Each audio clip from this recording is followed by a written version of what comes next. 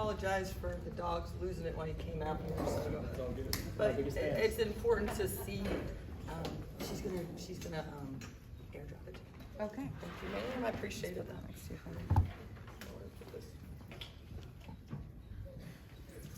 It's an important thing to see, I think, how things can change. It looks really, really good. All the dogs sitting over there quiet. Callahan comes up, suddenly you have some whining going on, dogs melting down. Noelle's got a lot of, this is Noelle in the middle with me. She's got a lot of nervous issues. You're gonna hear from her mom and the other girls. So my name is Heather Tyak. I'm owner and operator of Everyday Canine Training.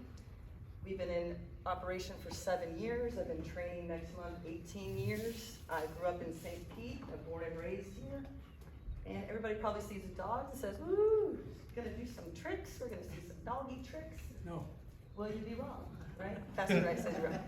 You'd be very wrong. You'd be right and you'd be wrong, because part of the trick is to sit in the room with 60 people, new people coming in, and not lose it. As you can see, it's real life. It's not tricks where I train the dog, give it to you, and then you go home and you don't know what I did. You don't know the 5,000 repetitions it took to get here. And instead of me rambling on for a while, I'm gonna have the girls talk, because I talked about my sales funnel, and the biggest thing that I did was make a barrier between me and some crazy ass people. So,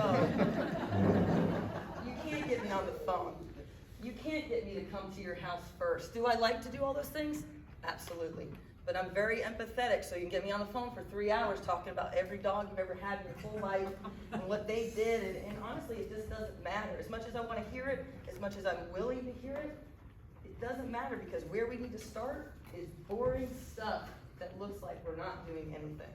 So we have dog aggression, we have very nervous dogs, we have fearful dogs, we have overexcited dogs. We get all sorts of different pieces with it. So Mokey brings comfort to Noelle. So Noelle will be freaking out somewhere, and then she'll get with the pack, and then she'll calm down a little bit. So it's really interesting to see what she's capable of when she has some support. And I think that goes a long way with humans too. And that's why the community is the way it is. Alex, do you want to stay a little bit? This is Alex and her dog Noelle. Yeah, so Noelle's my dog. I adopted her about 2 years ago from the Humane Society of Tampa Bay, and she was a 4-month-old puppy. So I was like, great, I'm gonna get a puppy, gonna train her from beginning to end. She's gonna be the best dog ever. Well, about 2 months into having her, out of nowhere, this fear and anxiety just started spiraling out of control. And we were working with trainers. I was doing everything I could read on the internet to try to get her out of this fear and anxiety, and it just kept getting worse, worse, worse. And it got to the point where I was like, I don't know how to get this dog better. I've exhausted every option. I've worked with 3 different trainers at this point, and this dog is scared of the whole world. She's scared of strangers. She's scared to walk down my street. She would literally freeze in terror standing on the side of the street. So at that point, we went to my vet and got put on anxiety medication. And at that point, it helped us get over some hurdles, but she was still terrified of the world. You can see she's still a little nervous, but that's when we found Heather, and Heather's been helping us to build confidence in Noelle and find tools that help her get through situations like this. So this is horrifying for her to say in a room full of 60 people. And so we started the morning with her in the kennel, because something about the barrier and being surrounded by the pack gives her confidence to make it through a situation. And now that she's settled in and she's realizing no one's here to hurt me, now she can kind of hang out in the middle and make it through okay. And we've worked on some other stuff to help her build her confidence, like taking buckets to busy streets and putting her meal in the bottom of the bucket, because food is her favorite thing in the world. So by sticking her head inside this bucket, she gets to do her favorite thing, but it makes her lower her guard and build up confidence so the next time she's in that situation, it's not as terrifying. I love it. And this is Kristen, and she's got the 2 shepherds, Koa and Bane. She's my first official admitted stalker from Facebook. So this is Bane and Koa. Bane is 5, Koa is 2. And like Heather said, I found her kind of by stalking her social media. So, sit. Good, down. Okay. So, when I started, I was getting Koa as a puppy, but I had been following Heather on social media for about probably 5 or 6 months before I even got Koa. I thought Vane was perfect. I was just hoping to be able to find somebody that could help me navigate with 2 working dogs. And when I started, she was like, absolutely, bring Vane along. And I was like, oh, well, he's just there for kind of moral support. And what I ended up finding out was he has a lot of anxiety. So all of the whining that I thought was just attributed to German Shepherds was actually a lot of my fault. I spent probably like every minute of the day talking to him. I basically narrated his every move.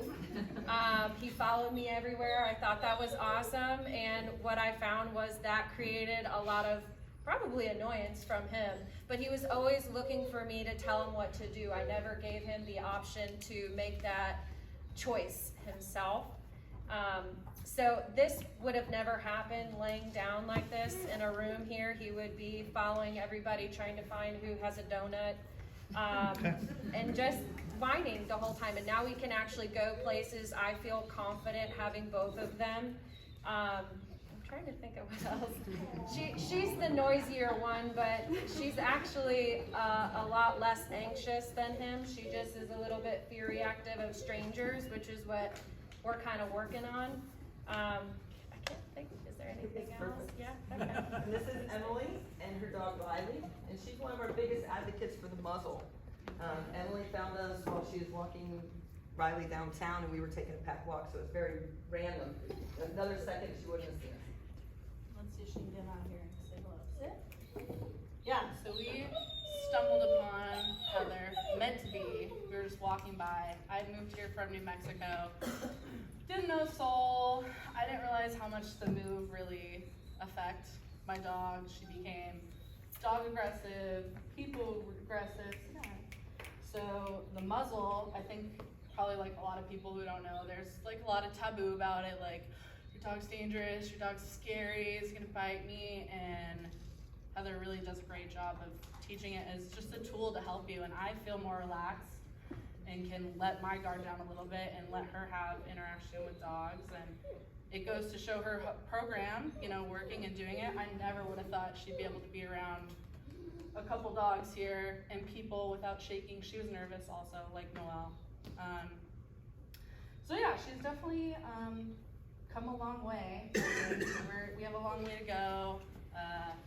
And the fear of like someone telling you might have to put your dog down because they're aggressive. These are like our babies. I think we all can agree that. So it's really hard, and you're really looking to someone to help you, and people who just get it, like this group of people in this community that don't judge you, want to see your dog succeed as equal as you. We're all a family here.